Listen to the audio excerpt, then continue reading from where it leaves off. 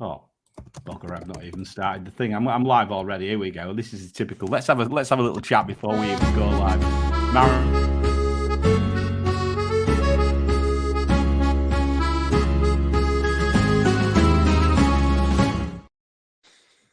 There we go. Before we even start, cock it up. Hello, everybody. Completely unedited Mariner here, and welcome to Net That Haul with fellowship mates FPL Lens and FPL Nima on single game week 24. How are you doing, boys? Yeah, doing great, man. It's nice to see you back. And just as you were about to start the conversation, I hit the intro jingle as quick as I could. It's a good job. We launched and we launched like right into the dock, and then on that one, like I think I think we call that an epic fail coming out of dry dock or something like that. Perhaps, yeah, something along that sort of lines. But no, how are you doing, boys? Are you all right? Everything good? Yeah, things are moving right along as life does, I guess. I think Nima and I were talking about gray arrows and all this. This is not very exciting things, I guess. So we're just like trucking along. Funny game week. I'm the same. I was all right until KDB turned up for obviously the first time in what feels like a bloody eternity. And then I just dropped back to a grey arrow. But I'm a bit like Nima. I think we did the same thing. In fact, I think our teams are very, very similar. I took a hit and I felt that I wanted to take the hit now and hopefully then maybe do less hits later. You've got one BD. Have you got your BDI on Salah? I noticed the thumbnail. Right. Yeah, I'll definitely be buying him. Yeah.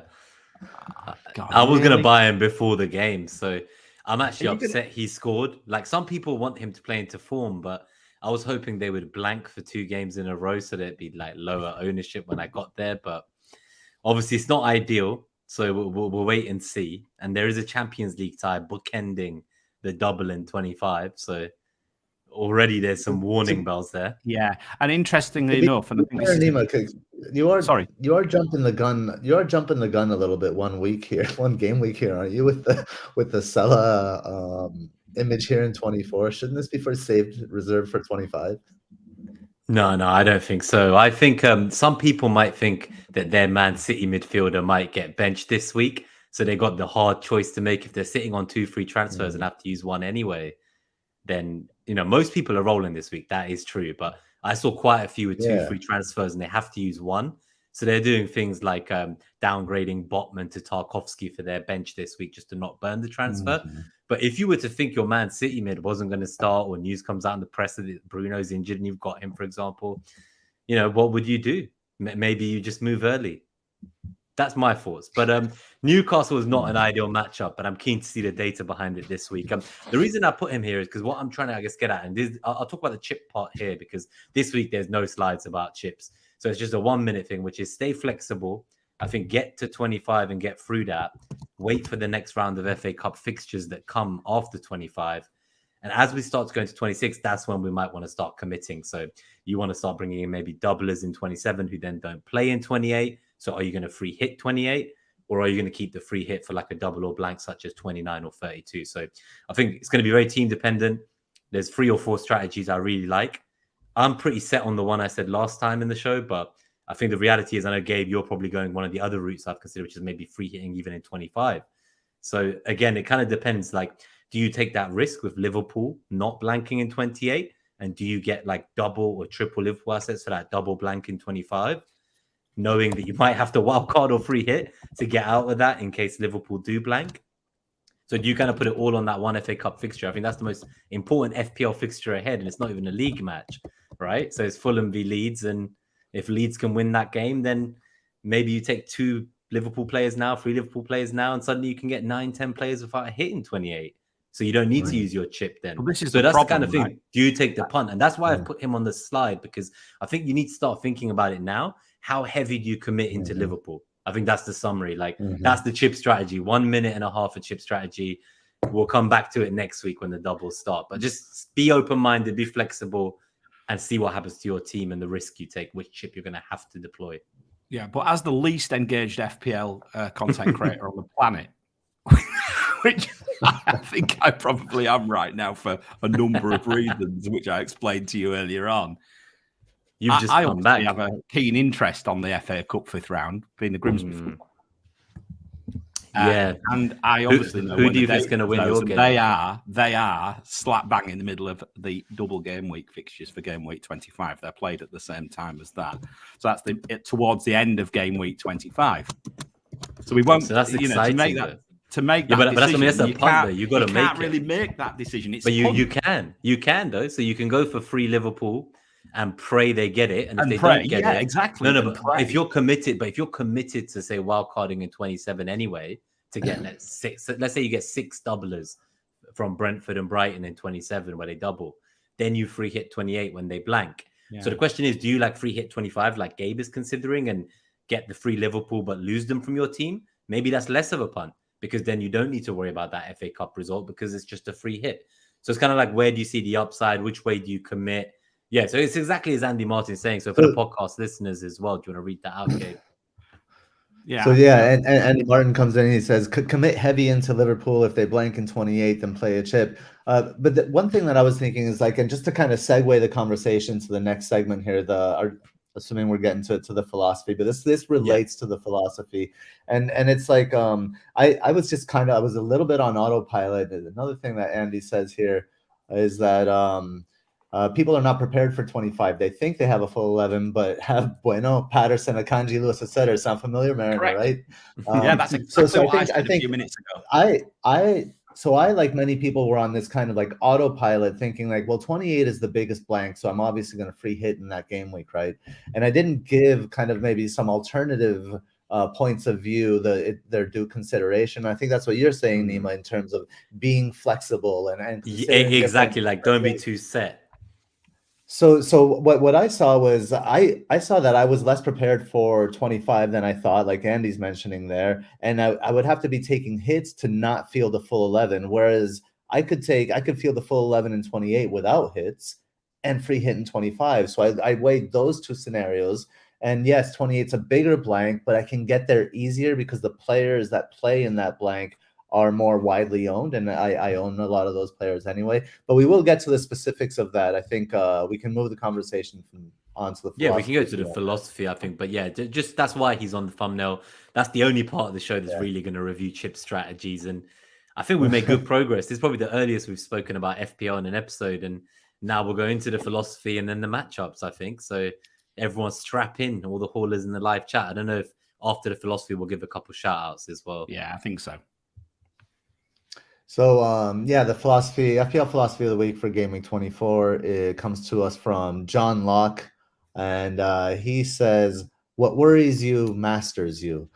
And when you think of when you're worried about something, the way it consumes your thinking, like you can't think of anything else except that hole, except that worry, right? It's fear, right? Worry is fear. And when all you can think of is fear, then you can't think of possibilities, or you can't think of things that you can create to get you out of that fear because you are only thinking of the fear itself. And that's how it masters you. So I think like there's a lot of, I think I was worried about packing, for example, packing players in for 25 when I didn't think of an alternative solution or an alternative approach to that. Maybe don't pack them in if that's your situation, for example. So what worries masters you? Yeah, it's an interesting one, that. I'm going to give you an example. My son messaged me yesterday, plays FPL a bit, and he said, 81 points, average of 45, red arrow. What the hell do I do? How do I play this game? And I said, so what worries you masters you? My exact response was, don't panic. It's just one of those weeks, right? Don't try and force it. And then I give him an analogy. I said, you imagine what it was like at 21 rank OR last year. It was brutal. That, it's so difficult sometimes to get the right. You've got to get those right differentials, haven't you, to be able to get those rank rises. It was just one of those weeks this week. I think I lost a head-to-head with, I think, 89 points. What worries you massive? Don't worry me, mate. What about you, Nima? Where do you get with this? What worries you masters you? Yeah, so I think this is definitely right, because I've always worried about like the ownership of my players, and I think this season I've been too patient. So I've ended up with like 102 million team value, which is very low, and it meant I then got forced into making an early move. So my moves this week, I was happy with them. I was telling Gabe before we went on air, I brought in Mahrez and Saka for a -4 for Bruno and Martinelli. I made a 17-point gain. But then, because my team value is so bad and I'm worried about Salah in 25, and I'm trying not to use chips, so kind of like, as you say, it's mastered me. And what ended up happening is I had to do the Almiron to Matoma move for an additional hit early. I lost 12 points net on that. So my kind of 17-point gain became a 5-point gain, and I had a grey arrow. Now, that's really frustrating, but equally, I know that, Almiron did drop, Matoma did rise, and I wouldn't have been able to get to my team in 25 without the hits. So now I'm kind of looking at my team, like obviously things can change, but I like to plan a few weeks ahead. And right now, I don't think I'll even be taking a hit in 27. I'll be using 2 free transfers that week, and I should have kind of 3 doublers. And that's what I'm going to do. That's how I'm staying flexible. But if the FA Cup goes a certain way, if the draw for the next round, which will then take place in form blank 32, if that looks like, like if United faces someone like Tottenham in the FA Cup, then we know one of them will play. Because if they're playing each other in the quarterfinal, both can't get to the semi-final, and that's the week of 32. So I'm still going to stick to my plan. Don't use any transfers, front-loaded my hit.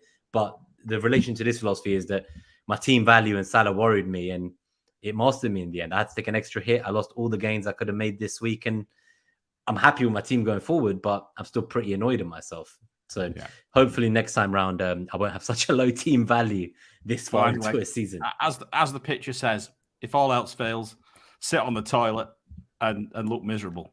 And ponder life, And ponder life. Ponder my FPL red arrows. I'm sure a few people can actually relate to that. Anyway, enough of that shit. Right, let's keep going. Did I just say that? Yeah, I did. Right. Matchups. Well, before we stay in the matchups, let's say hello to a few people. Nima, do you want to go through? You're muted. I don't know what happened then. You lost Okay, I'm back. Okay, so FPL Teacher, first one. Good to see you, mate. FPL Planner, thanks for tuning in. Good evening to Andy Martin.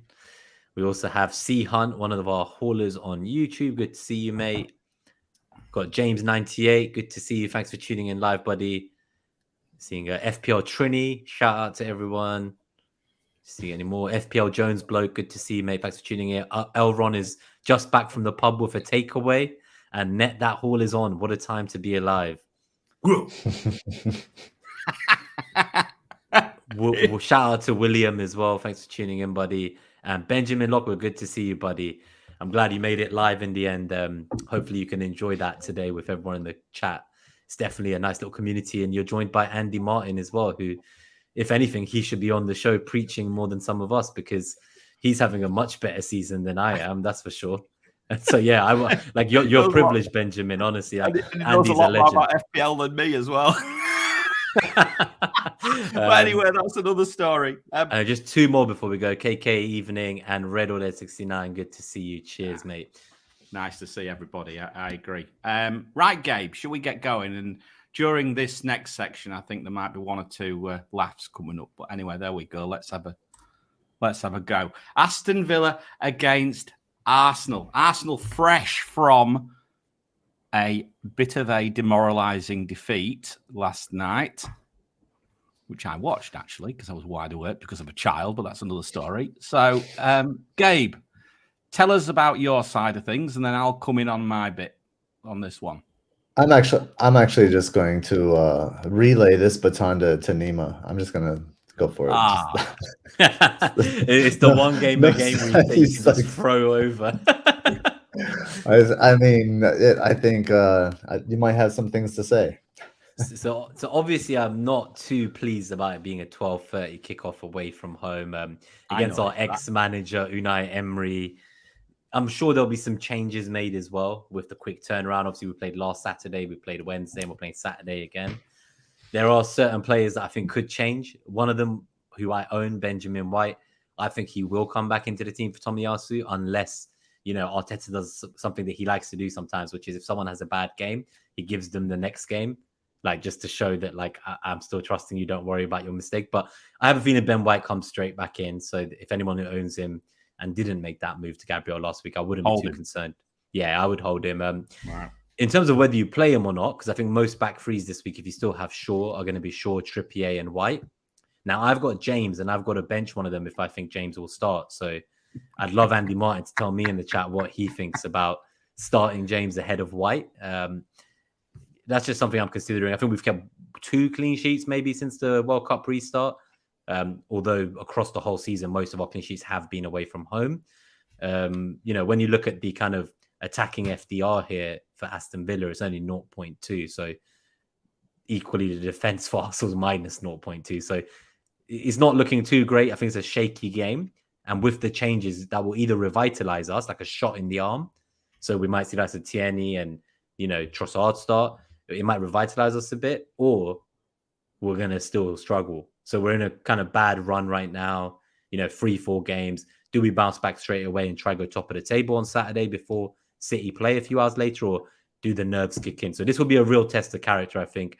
Arteta said he has more belief in his players now after that game against City, and going head-to-head with them. He has more faith and belief in them in a title challenge. So make of that what you will, but the managers trust them more after what he saw in that display. So it was very disappointing as my conclusion, but I'm expecting Arsenal to bounce back. They have good fixtures coming up. I'm excited, but I wouldn't be making any sideways moves this week. That's what I would say about the assets. Interesting what you say, and I think, you know, we're obviously talking about this matchup, but you've mentioned James, so I think we should probably just touch on him as we go. I mean, first things first, I am in the White situation. I was very pissed off, actually, and then saw him come on for a point, which actually turned out to net off as absolutely no loss. But I think, but no, in the bigger scheme of things, it was a bit of a kick in the balls. The fixture difficulty away from home defensively, it's Aston Villa, right? They are picking up a bit. Arsenal, as we've always said this season, all their metrics all drop away from home. They all drop. You know, not necessarily to the extent they've dropped in the past, but they still drop. James and White, it's very. The issue is, are you prepared to double up on Kepa and James? 100%. I did it 2 weeks ago against Southampton. Of course, that's what I mean. Yeah, of course. Yeah, that's my thinking. Of course, you should be. And last time I did it, he got subbed in the 59th minute. Yeah. They kept a clean sheet. He was 0.5% owned. Like at my rank, taking that punt against Arsenal's defensive EO, or, you know, in here, Andy Martin saying he'd bench Trippier, for example. Liverpool game, you know, probably one of the toughest games they're going to face. It's one of the only games he didn't return in earlier this season. So the question is, have, you know, Liverpool revitalized enough to take that clean sheet again? I don't know. I honestly don't know. But yeah, I would just say that if you've got double Chelsea defense against Southampton at home, I don't know many weeks you could play them. Can I bring us back to Aston Villa Arsenal? Yeah, of course. Let's go back into it. we'll get to that one. But one thing I think Nima's conveniently avoiding is what he's truly scared of this weekend. You know, he's saying it could be difficult, it could be this, right? And I think, who was it? It's William mentioned it right here. Early kickoff, Unai ball. God help us. You know, good afternoon is going to come in and do a little tactical number on you guys when you guys are like hurting from that, like reeling from that loss. When you created no XG from like the 28th minute to the 80-some minute, except for the penalty. That hurts. You've been unable to kind of like break down deep blocks recently. And that was a Manchester City kind of set up in a medium block, and you guys struggled to create anything for long periods of time. I agree with so I think this could be like a little bit of a what do you guys call it, a banana peel here in the States, a banana peel game for you guys. Yeah, if you're not careful. FPL Teacher says that shaky games favor Odegaard, and that's exactly why I thought that Odegaard would do well against City for you guys. But he wasn't able to get shots off. The passes didn't go around quickly enough to penetrate anything really into the box, except for those ones that Nketiah really should have put away. So I think that's the main highlight, though. So I would say like the lack of XG is solely down to the finishing, I reckon. So, you got to get one of those chances Nketiah has on target in a match like this. It would have changed the entire game state, and I think it was pretty poor of us. There was a few bad decisions as well. I don't know if you remember when there was Xhaka, when he dropped Diaz. There was a moment before he dropped Diaz and tried to take the shot where he could have like played Martinelli into space completely free in the box.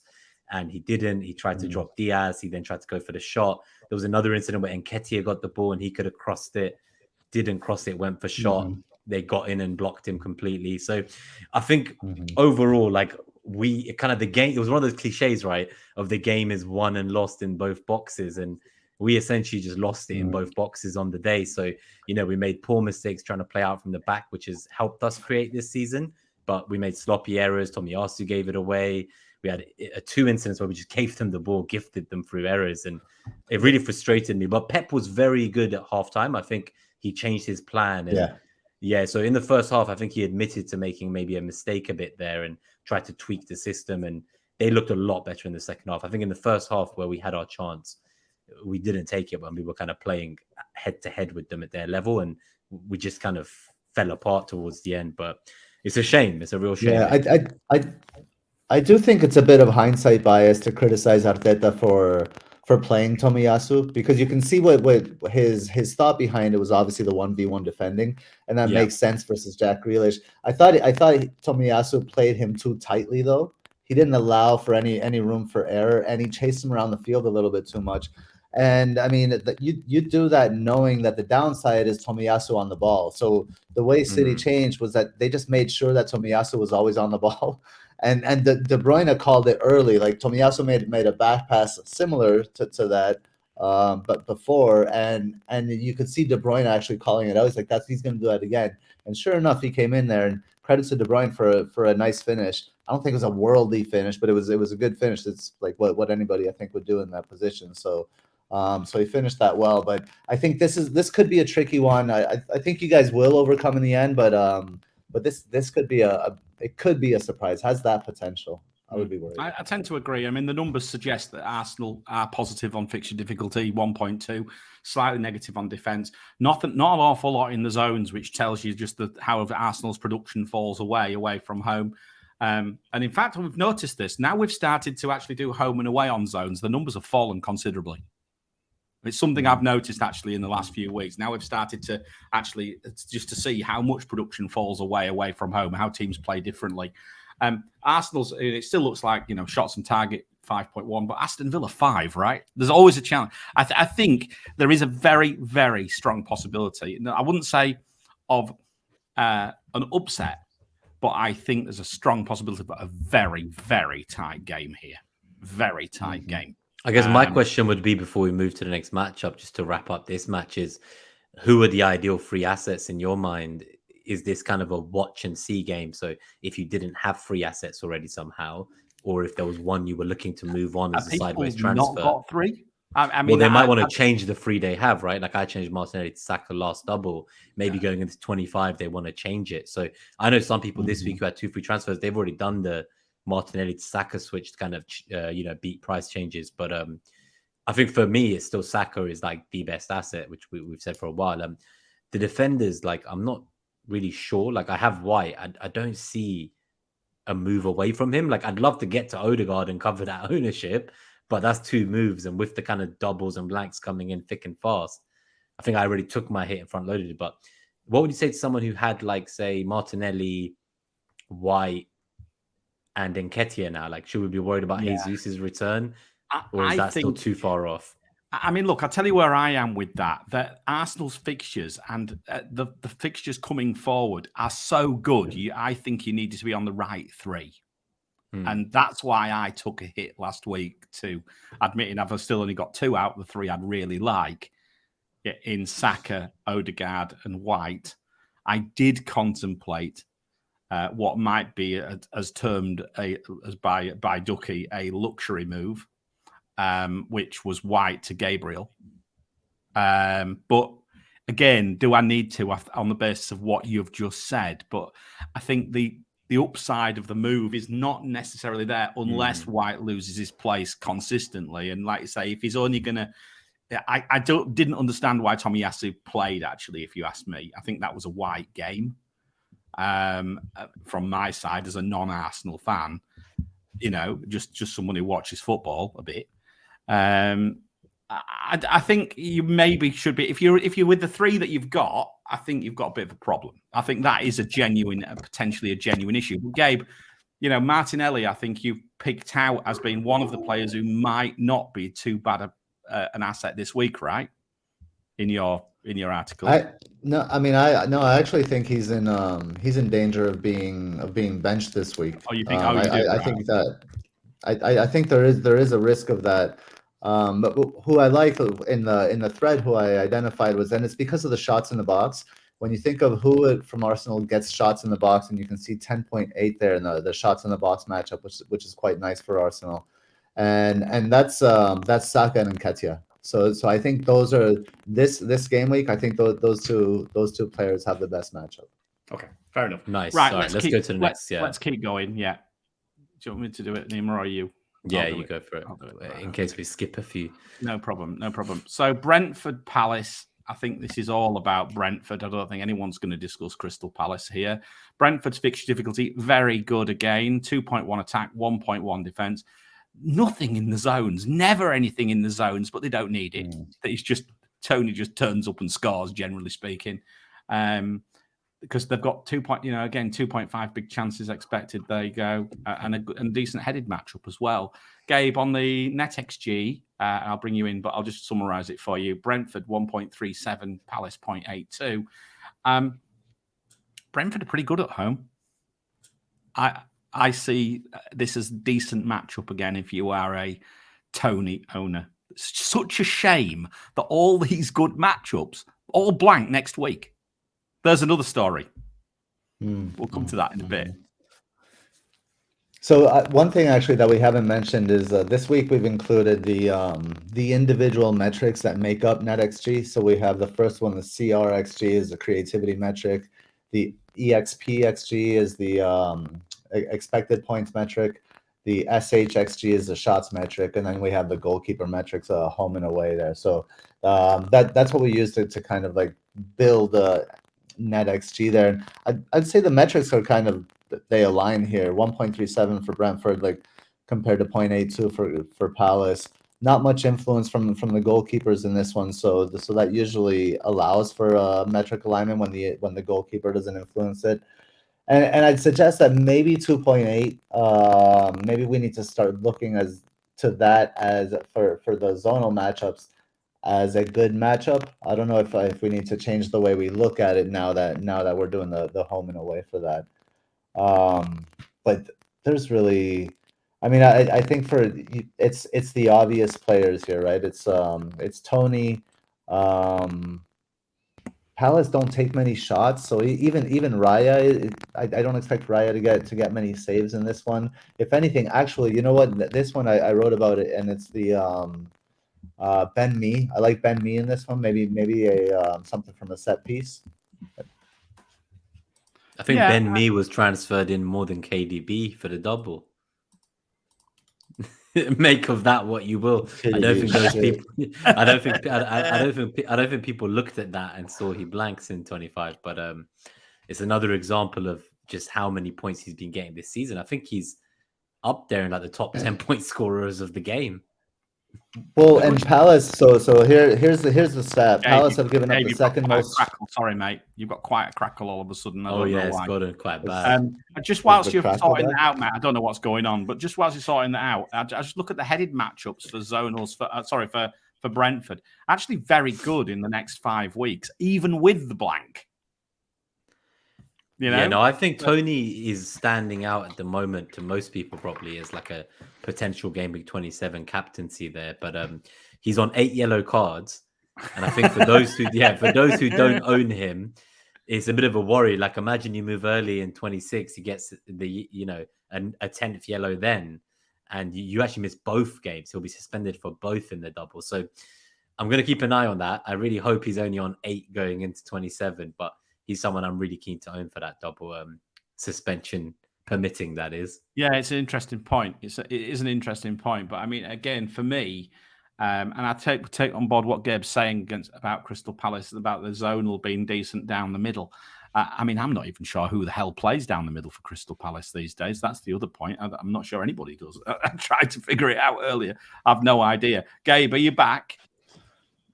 Can check? Is it okay? All right at the moment, but it seems like you've got some Okay. cable problem, even, or something, maybe some interference or something in the room, which is affecting the system, because it seems to be inconsistent, right? I guess. But what I was saying is that Palace have given up the second most shots from set pieces in the last 6 matches, so it's 31, and that's why I like bet both Ben, me, and Tony in this one. Yeah. Okay. Nice. Cool. All right, let's go to the next one. Let's keep going then. Brighton Fulham, and now, I mean, again, as a non-Brighton owner, this scares the living daylights out of me. And again, one of the best matchups of the week, 3.3 positive for Brighton, suggests 3 goals, in my opinion, here quite clearly. And I don't own anyone. I don't own any of them, and I don't own Mitoma. And I'm seriously considering just going to him and just be damned with the consequences, and just try and that lends you almost to that free hit scenario which Gabe said yesterday, which Gabe mentioned earlier, because I think you get to a point where you just look at these good fixtures and you go, do you know what?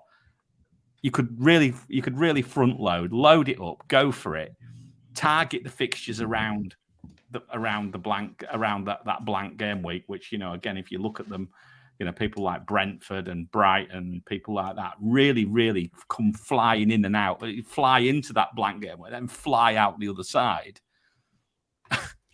It petrifies me. 3.3, 1.5, 2.9 down the middle zonals for Brighton. It's okay on the left.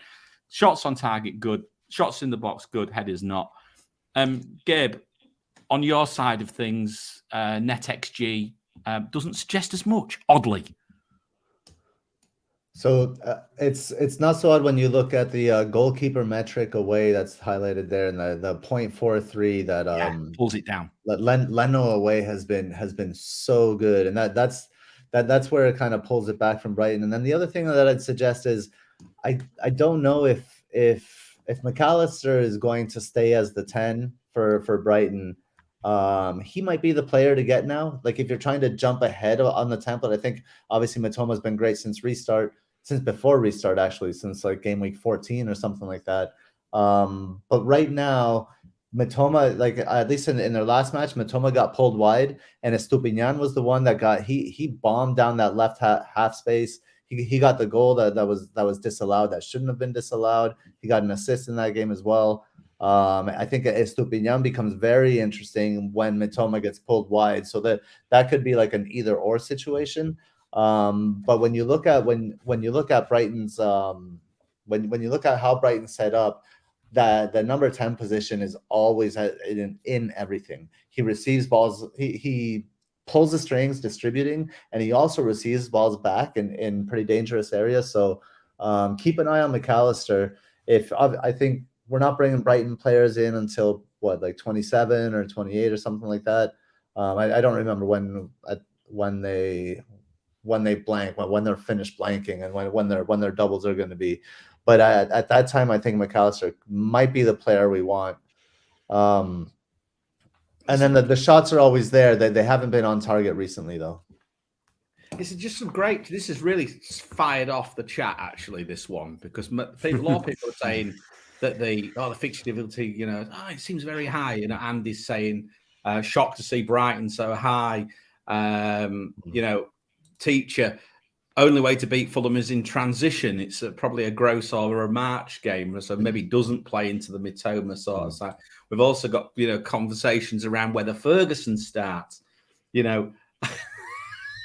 said how difficult it was potentially for Undav to come in and make a mark on this league at the start of the season, didn't we? Coming out of, I think it was the Belgian league.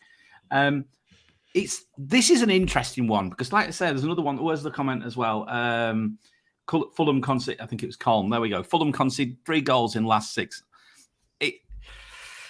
They seem organised. Brighton are very good at home. Is the one thing I would say. They do. But Gabe, are we getting spoilt by the Brighton's metrics of the famous Brighton metric of taking about 550 shots and scoring? Well, have you seen the Brighton Palace aggregate game? Have you seen it? It's like 30 shots from Brighton, and then they've lost like 2-1 or something on aggregate. I mean, there you go. That's how to be a Grimsby fan, right? That's a Grimsby fan. One thing that's happened to us for years. Just cannot finish. Couldn't hit a barn door. Couldn't hit a cow's ass with a fucking banjo. Honestly, I think if Ferguson comes back in, I'd be quite excited. I think Ferguson adds a lot to them. So here's the graphic. It's Crystal Palace and Brighton aggregate match stats from both games. Crystal Palace 3, Brighton 2. That was the aggregate score, right? Shots, Crystal Palace 4, Brighton 45. Possession on target. Crystal Palace 3, Brighton 5. 5 out of 45 on target is so bad. So maybe we are getting blinded. I know your home and away in the FDR is probably quite heavily stacked as well. So that's probably where Brighton shows up as a bit of a discrepancy. It might well be. I mean, look, the point I'm saying is that... But everything is home and away now. All the metrics are home and even away. the NetxG, yeah. So there shouldn't be so much discrepancy. Everything follows them, right? Yeah. I mean, look, what I would say... I mean, what you've got to do is you've got to put some context behind these metrics, as we said, as we always say. Just use them as a guide, and then, and I notice now the official FPL has now started putting all the bloody stats in there as well. You're a bit late, official FPL. We've been doing this for ages. You when are you going to incorporate NetxG? Huh? Yeah, still backwards. But I suppose a positive step. Right, okay, that's enough. Just before you go, one last thing. Are neither of you worried that, in the double game week 27, that Brighton Palace fixture that was rescheduled from earlier in the season due to train strikes, there's now a train strike on the day that it's been rescheduled to. So the rescheduled game from train strikes is on a day with train strikes at a stadium that fans can't get to because it's nowhere near the city. So maybe they just go ahead anyway and they take them all on a coach, or considering neither team are in Europe, maybe they just play it later. Maybe it gets cancelled again. Are you serious? So like, yeah. Like we don't know what's going to happen. Yeah. The country is so fucked up, right? I thought these train strikes disappeared. I'm coming back again. You watch. I'd love to know. Yeah, I'd love to know what everyone in the chat thinks. Do you think that game is going to be postponed again? Let us know. Or do you think it goes ahead? Why should it not be? If they cancelled it the first time because of it, it should 100% be cancelled this time. Otherwise, as usual, a bit like VAR, consistently inconsistent. So Benjamin adds a good bit of context before we go to the next match, just that there was a university event as well as the train strike last time. So hopefully there's a bit more police around to protect the fans. It's the M23 derby, right? The only thing that brings them local to each other is a motorway, Gabe. It's like the weirdest derby you'll find in any football in any part. Mitoma triple captain in game week 37. Clearly, Andy. Right. Okay. Right. That would be epic. It's a triple game week triple captain. Yeah. Triple game week triple captain. Chelsea Southampton. Right. Back onto this now. I've been told off by Gabe in the private chat that this was meant to be an Arsenal conversation. But anyway, bollocks to it. Let's keep going.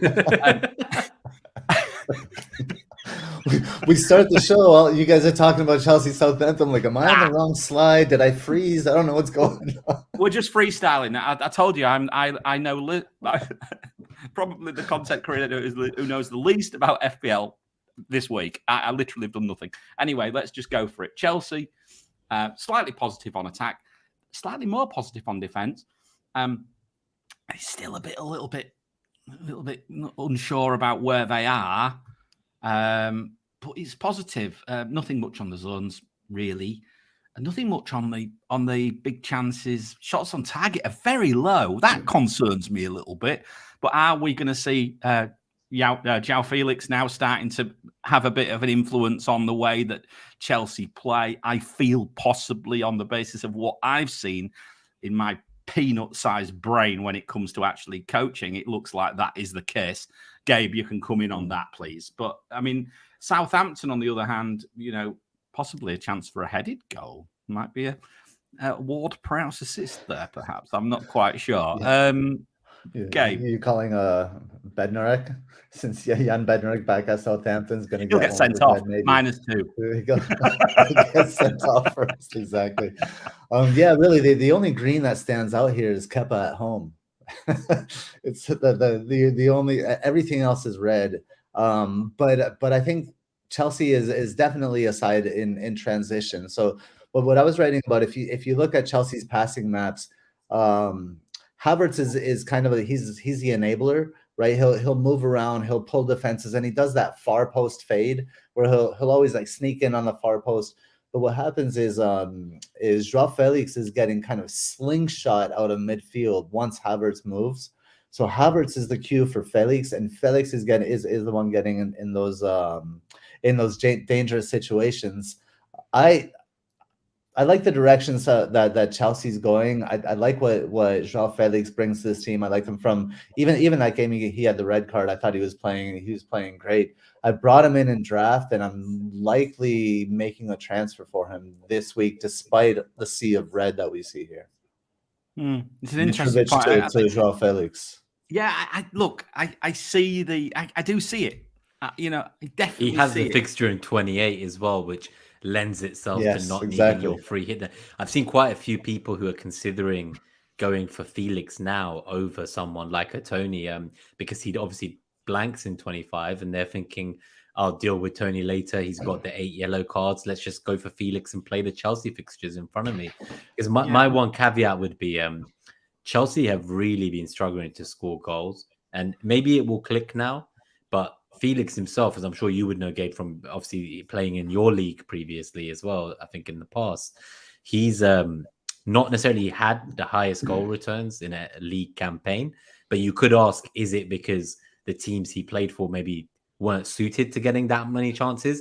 I think I think it was James from Planet FPL, he'd had looked into it, and he'd said that like his XG per season was somewhere like between 7 and 8 most seasons, and this season in like 2 games or a game and a half, he'd already registered up to 2 XG at Chelsea.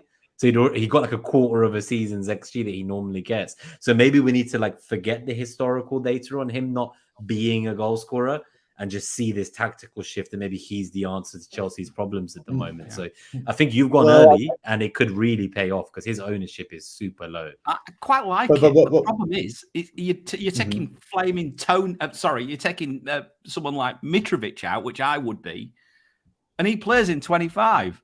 So I'm like, it fits with the free hit, and it fits with the free hit in 25 strategy. Yeah, true. Yeah, and instead of in 28, so it aligns with that. But one thing I'll say about Joao Felix, and anybody kind of quoting average stats for Joao Felix is somebody that hasn't watched La Liga.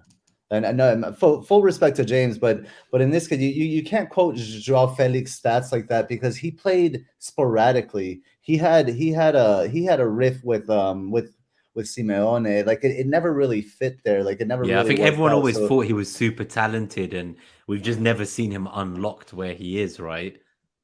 Yeah, I mean, we saw him unlocked at the World Cup, for example, with Portugal, where he began to play that. When he was in Portugal, when he played in Portugal, we saw his potential there as well.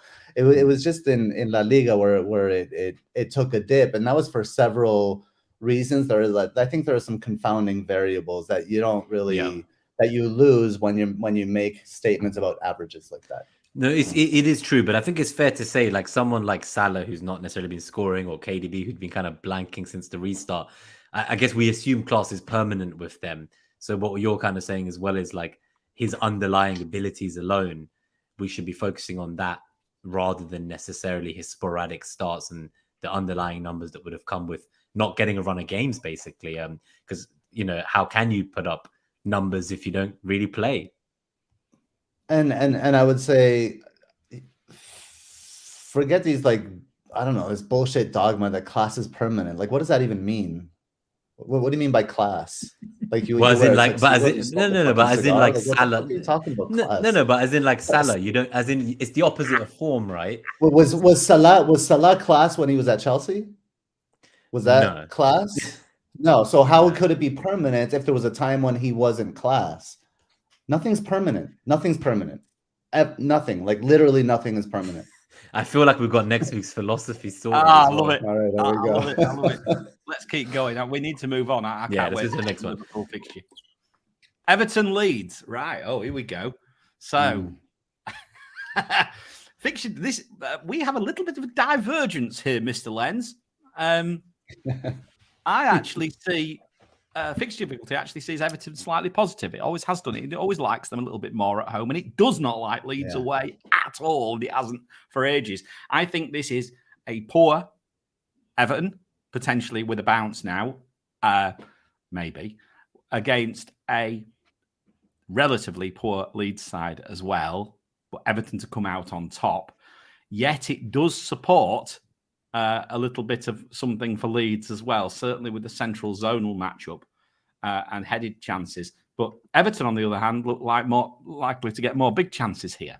What about you? You've got Leeds quite positive with respect to NetxG. In fact, you would turn that result on its head. I mean, it's their if you look at the individual metrics here, it's the chance creation, and then I guess Pickford at home hasn't been great, but I think this is like for both of these teams, right? It's these are two teams in transition, so they're extremely difficult to predict. I don't know if any of the data is really applies here. Because one team doesn't have a manager, one team has a new manager, so the data doesn't reflect it. My personal opinion, I like Everton in this matchup. I think Everton wins this game because Everton have an identity with Sean Dyche, and Leeds don't even have a manager, let alone an identity. So, but Leeds create chances and they create chaos, especially on that left-hand side. On the left-hand side, they have Gnonto and they have Harrison, and these are like dribbling, really speedy, quick players, and so there's chaos on that side.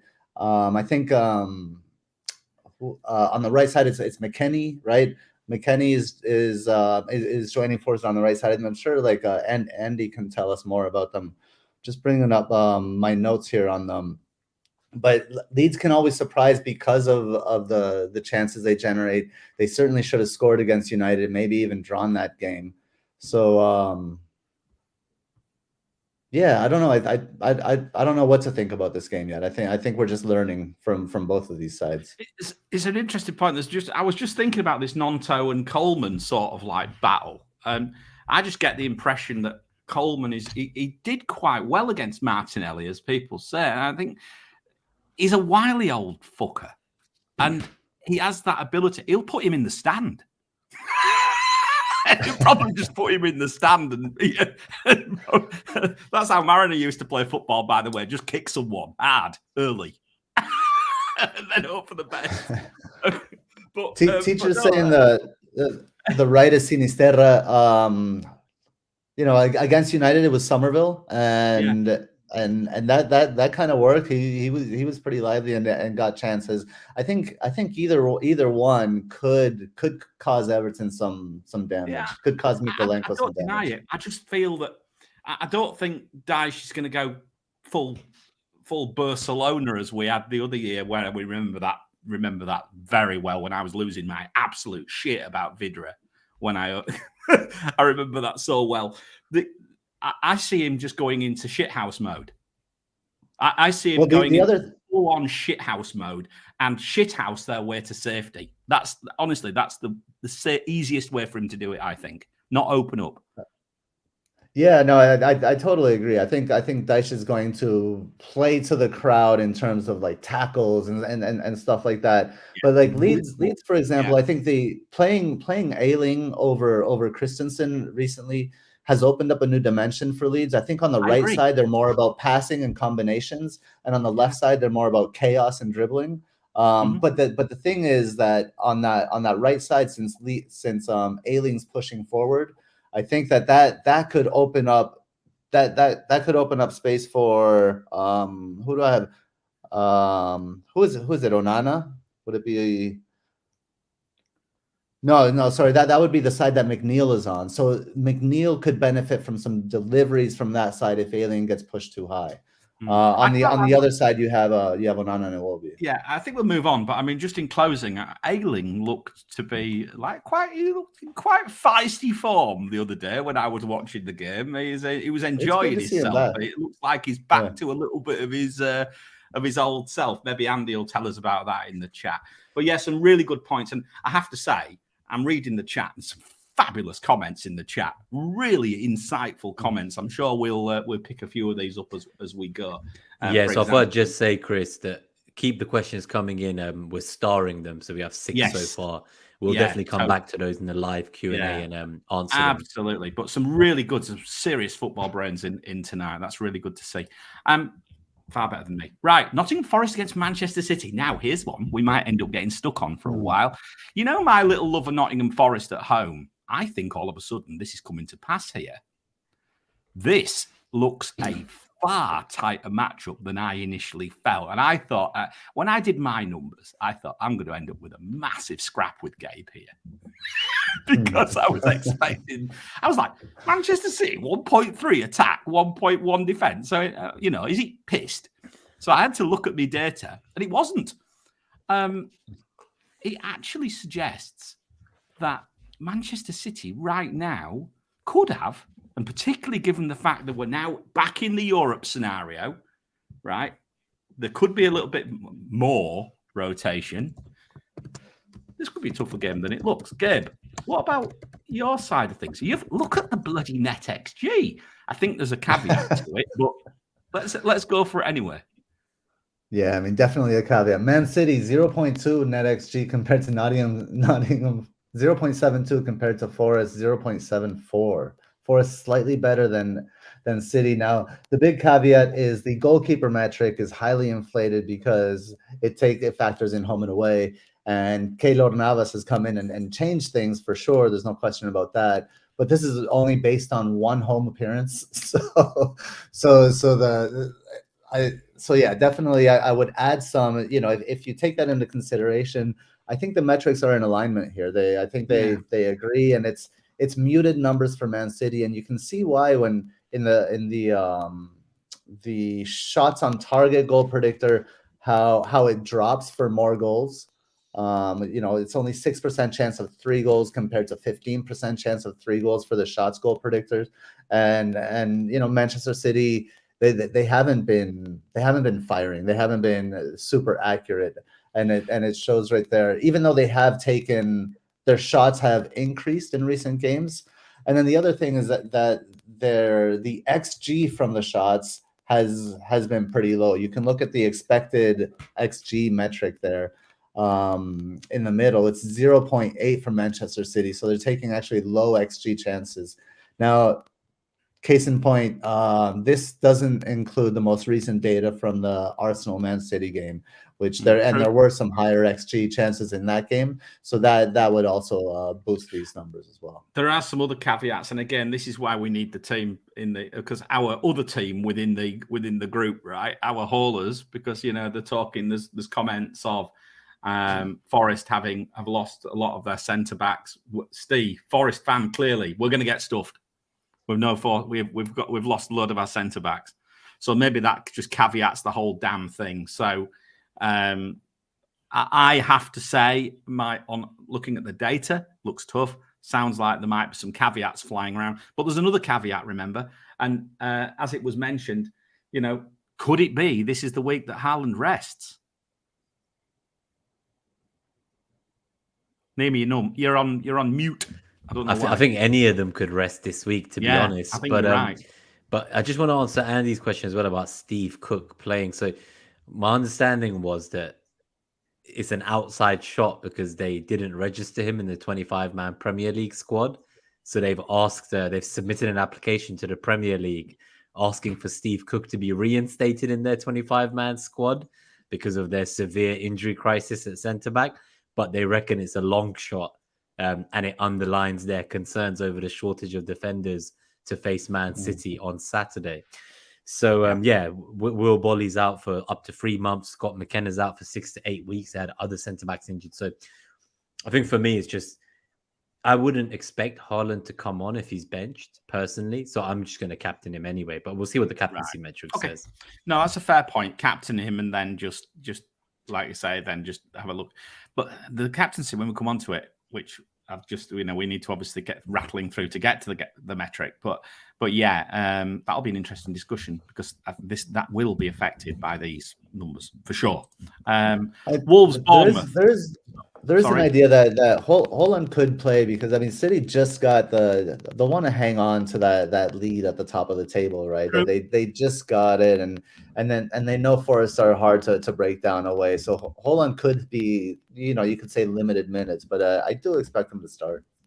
Yeah, and I guess he doesn't need long for a hat trick, right? Quick 60 minutes job like he did against Wolves, and then sub off. Yeah, apparently I might get a call up from Notts Forest. They'll have to fly me back first class, Colm, if they want me to play. And I fear they might be disappointed.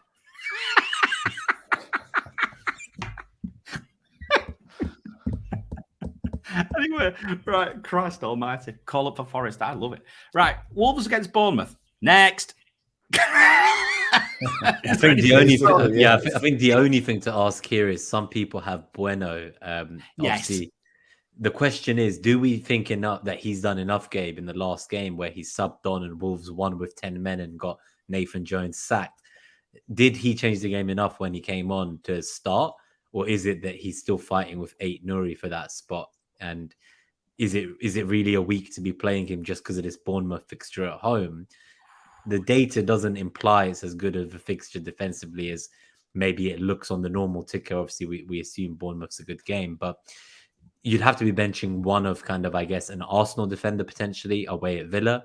You might be benching Shaw, home to Leicester, or Trippier. Now, Trippier faces Liverpool, so I can see quite a few who might be willing to do that. He'll get an attacking return against Liverpool. No fear of there. I wouldn't dare not play Trippier. What about Bueno ahead of White? So that's something. Yes, I think I probably might. For example. I might do that. Yeah, and just pray he doesn't come on as a sub. I mean, look. Okay. I mean, I don't think Arsenal keep a clean sheet. Andy is a Wolves fan, by the way, and he reckons Bueno starts as well. Which says it all for me. I told you I had to come onto this show to know what I was doing this week. Now, I do think in 25, like there could still be a world where he just subs on twice and we get 2 points. But at this stage, I think you keep him for the double in 25. At this moment in time, with game week 25, I'll take 2 points from him. So Andy has his armband on Kilman at the moment. That's someone I've seen who's been a popular purchase this week to get in ahead. And actually, he does pop up in my algos as well. So yeah, Kilman actually Kilman does appear. I'm sure he does. Right. Newcastle, Liverpool. Now, here we go. Now we can have a laugh here, boys. Now, this data is... the FDR is weighted 70% up to the World Cup, 30% after. Just to let you know right now on data. Newcastle, 4.4 attack. Liverpool's defence is shocking. Absolutely awful. They're as bad as anyone. In fact, I think they're worse. I think they're actually flat. They might even be flat bottom. Look at the big chances predicted. 4.1 big chances. Liverpool, they don't. When they concede chances, they concede big ones. And now the issue is, can Newcastle take advantage of this? I think they can. Can Liverpool score? Of course they can. It depends whether you think Liverpool are on a revival, quite frankly. Because if you are, the only place, in my opinion, you go is the attack. I don't think you go anywhere near the defence, although Van Dijk is on his way back. Isn't he? Didn't necessarily help him. Well. Didn't necessarily help him before the World Cup when he was fit, though. That is true, but I think it will change their attack. So from a wanting to load up on their attack in 25 perspective, I do think Van Dijk and his kind of playing out from the back, his ball playing ability. I remember just the diagonal balls he pings cross field from defense, cutting out the entire middle of the field. You know, he can get assists on his own. So I think that quality will alleviate some of kind of maybe the issues they've been having in defense in terms of people kind of grabbing the ball and nicking it off them, because they've been leaking quite a few goals for sure. But And I know you're saying Van Dijk hasn't really helped with that even when he was fit this season, but I think overall it will be a positive to have him back and just to have that experience in the dressing room again. Yeah, no, I think you're right. And Gabe, I'm going to bring you in now on the other bits, but I'm just going to lead you in. Obviously, Guimaraes is not fit still, so that is clearly a problem for Newcastle's possible production, I would guess. That might pull these numbers back a bit. What's your perspective on this? Andy's just put 4-4 question mark.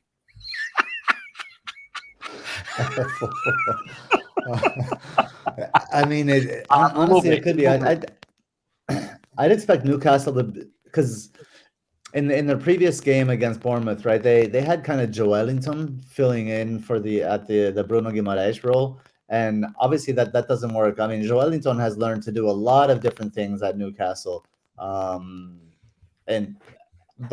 playing the Bruno Guimaraes role and being that the fulcrum is not one of those things. So what I'd expect is for Newcastle to be more direct with like Fabian Schär, for example, and Dan Burn playing balls almost like from center back straight into players like Almiron, for example. I think we could see the return of Almiron on that right hand side just because of the speed. Really, I've just sold it. I know the most people have it. It's still probably the right decision, but that wouldn't just surprise me in this kind of matchup. And then on the other side, is Saint-Maximin healthy? I think he got in. Did he get injured? I think Almiron's yellow flagged as well himself. So right. Oh, is he really? One to keep an eye out on. Yeah.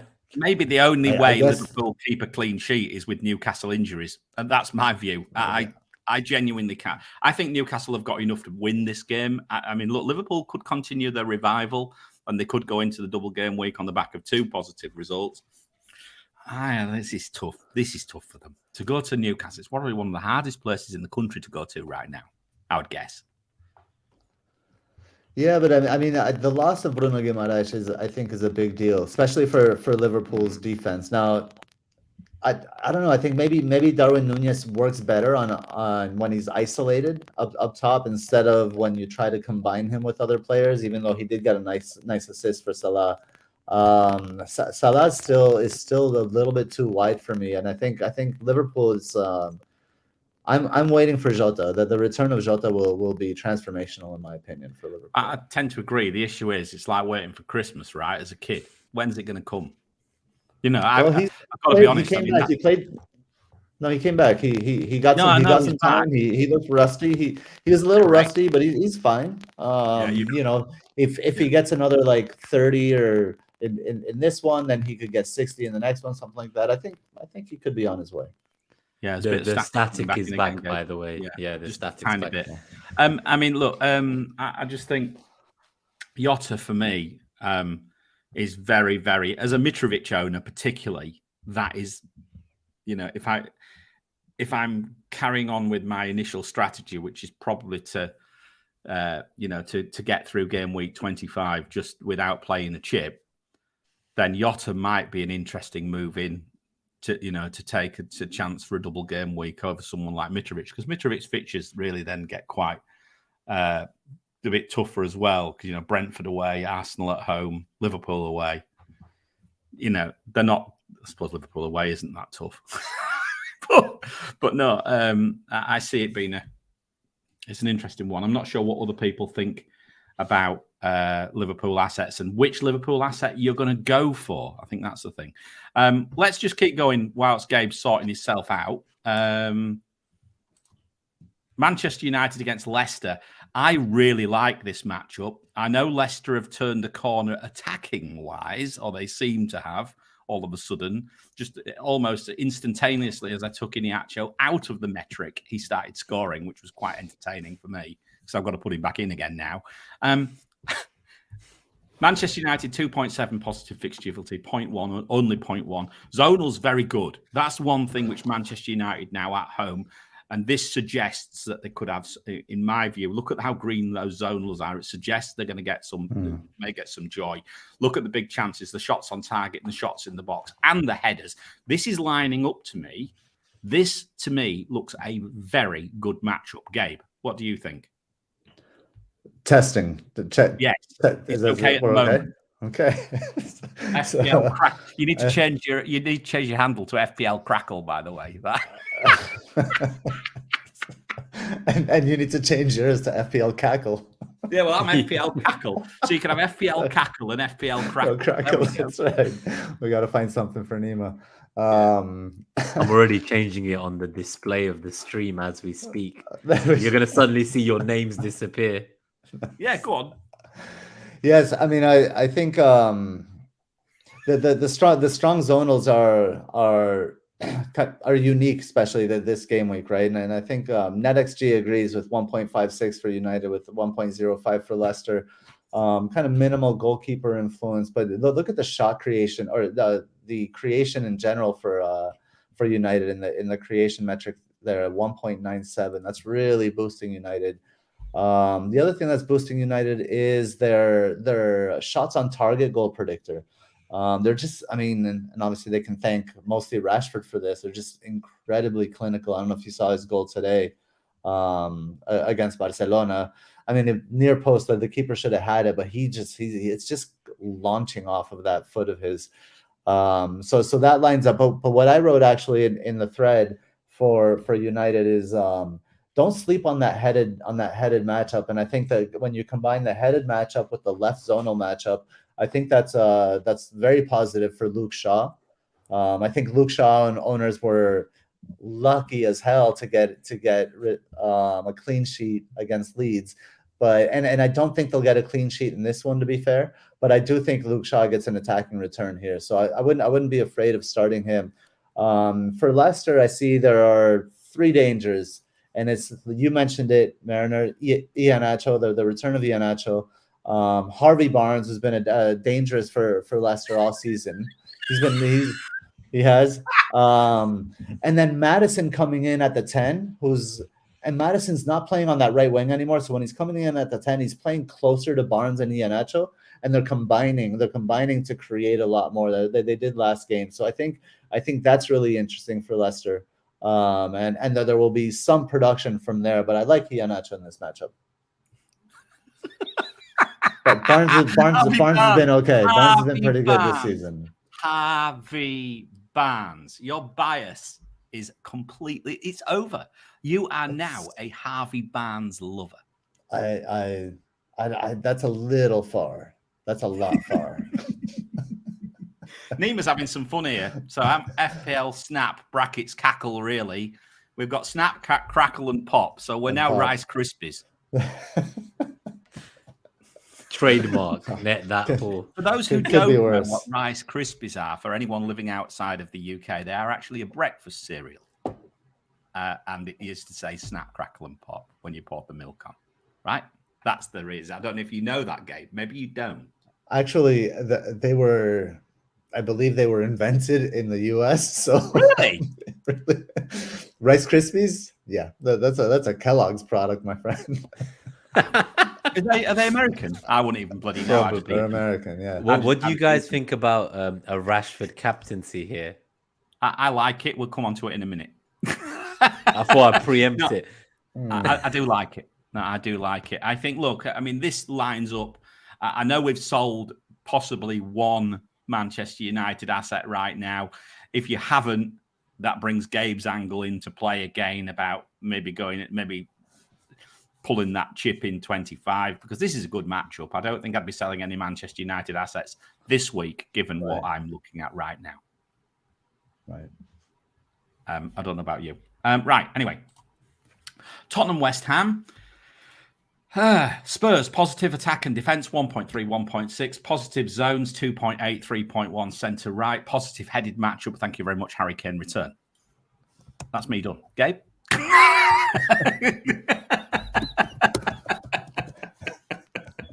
I guess I just want to add, Gabe, for your part as well, if you can comment on how you think the loss of Bentancur will maybe impact them, because I do think he was quite key to their team. So, you know, obviously they just played in the Champions League. I think they lost 1-0 to AC Milan, and Milan haven't exactly been in the best of form this season. So it'd be interesting to know if you think Champions League and kind of lack of depth in terms of rotation is going to impact Spurs, and is Kane a must hold, or could you see him as a way to get to a Jota or a Darwin and spread more money, maybe even to a Felix in 25 and spread that money to get like a Liverpool defender or a Liverpool striker. Because I was set on keeping Kane, but as steady as he is, are Spurs going to decline with that context of Bentancur? And obviously some of the wing backs are out. Sessegnon's out. Like they got rid of Doherty. Like I don't know if it's quite clicking there. We've said obviously the manager's just recovering from surgery. He's not going to be on the sideline for a while.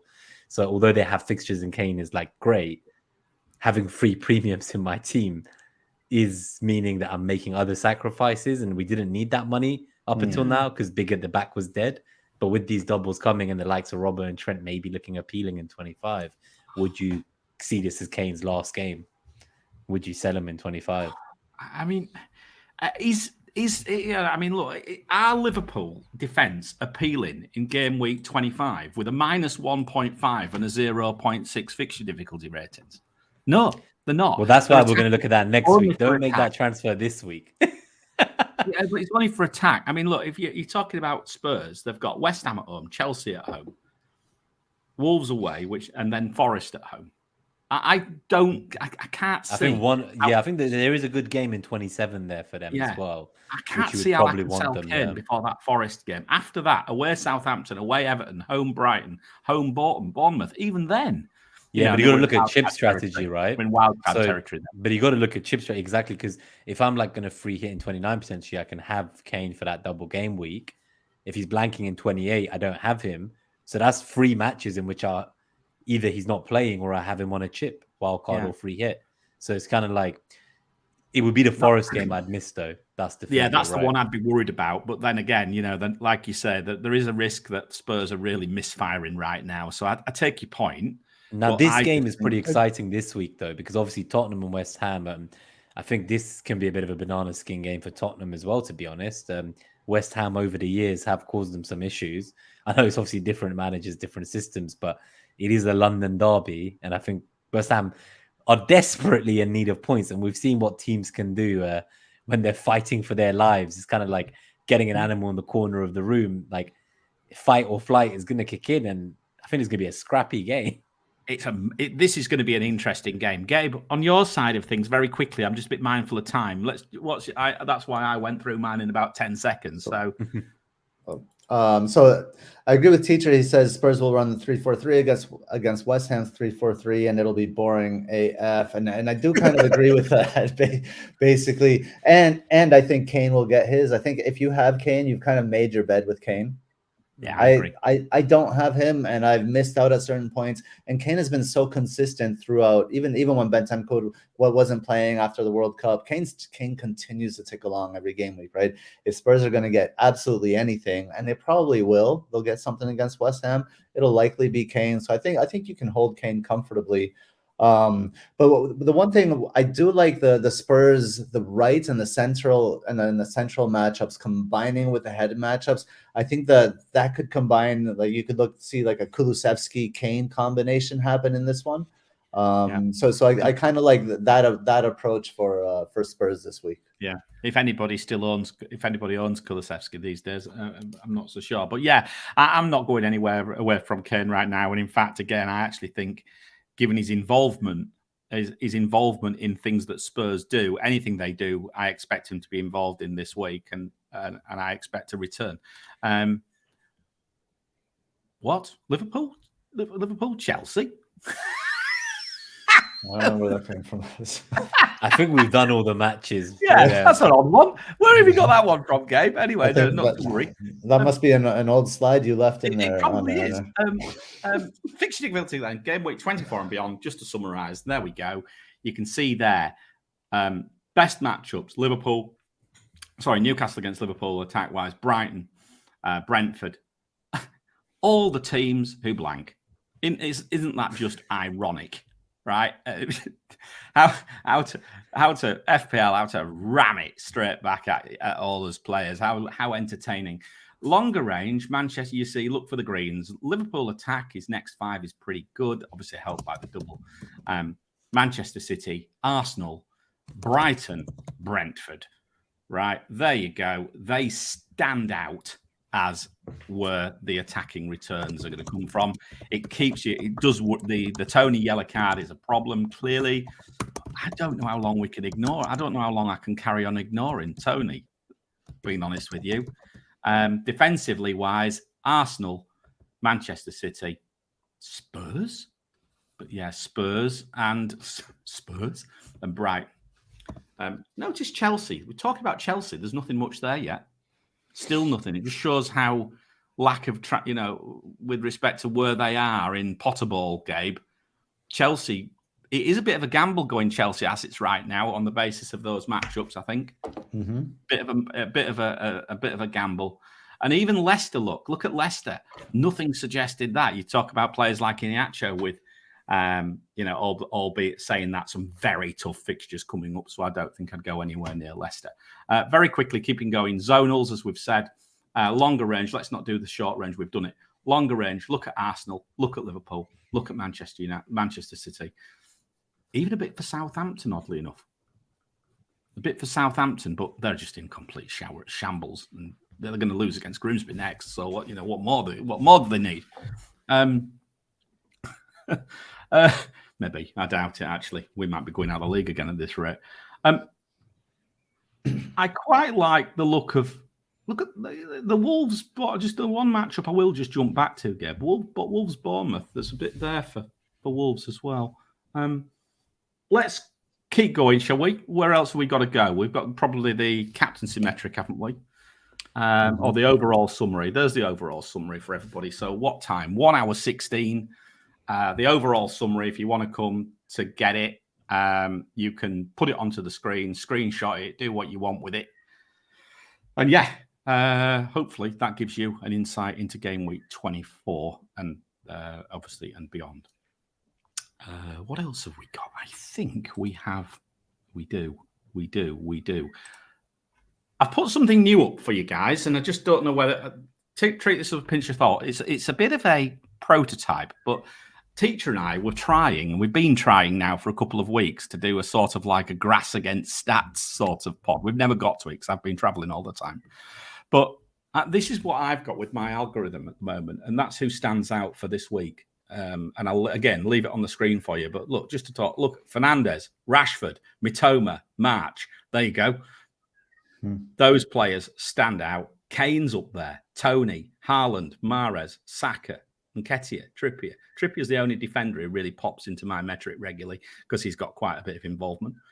And then you've got the rest. I'm not sure if there's anything which jumps out on that slide to you. I'm not sure if you had a chance to have a review of this early. I did sort it by this is sorted by the metric. So yeah, what's your view on that? Does it sort of like coincide with what we're seeing? Bear in mind the involvement by zone and the involvement by NetxG is multiplying their expected involvement with the goals by those metrics. Do you see what I mean? Okay. Yep. So it's actually taking the individual player and then putting them into what we think might happen.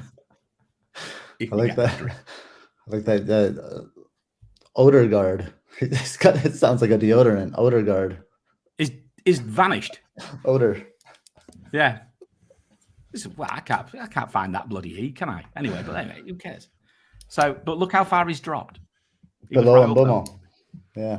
Right up there last week. And longer range, and this is interesting. Saka, Odegaard, still back. He's back up there because of Arsenal's fixtures, I think. Fernandes, March, Mahrez, Mitoma, Salah, and Nketiah, players like that. It suggests, look at there's 3 Arsenal attackers in the top 10. To me, it suggests load up on. It just suggests load up on Arsenal. It tells you who to go to. Yeah. I think it's pretty similar. But anyway, come and have a look at that and go when you want to. Right, captaincy. Let's quickly rattle through that. So just before you play the jingle, there's 46 of you here. If you've enjoyed it, if you've had any moments of laughter, if it's entertaining, please hit that like button. We'd really appreciate that support. If you want to become a hauler, you can sign up either through the YouTube members in the description or the podcast Patreon link. And you can come and join our little Discord community and have a bit of a closer knit community of about 30 of us, including obviously the 3 co-hosts, and just ask us questions throughout the week after the show leading up to deadline, for example. And sounds like there was a 2-hour audio space where Teacher did his latest pods and Gabe was there hanging out. So hopefully we'll have a few more of those kind of, weekly sessions where we can all jump on and just have a little radio dial-in together. And I think that'd be good fun. But yeah, otherwise, let's do the jingle and see who the captaincy metric pulls out this week. I'll play it now and then hopefully get it on the screen by the time it's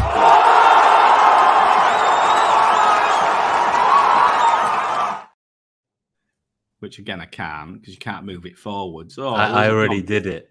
No, you already did it. Oh my god! You're taking so long. I feel like you're wearing shower a of T-Rex shit. outfit while you're doing it. Don't worry about it. It's Rashford. It's Rashford. So Rashford over Haaland, and Haaland's a little bit down, and he's down. And the reason he's being pulled down this, and please don't shoot the bloody messengers here, because it's 2 of us who's causing this week, not 1. Because it's not just the fixture difficulty pulling it down, it's the NetxG too. Both things are pulling Haaland and Mahrez down today. But interestingly, right now, it's actually flipped Mahrez over Haaland at this exact moment in time. Interesting. But then again, then it comes down to who do you trust is going to start, and then you've got ownership and everything else to consider. So don't get me wrong, I'm not telling you to captain Mahrez over Haaland. Why is NetxG 81 for Haaland and 78 for Mahrez? Involvement.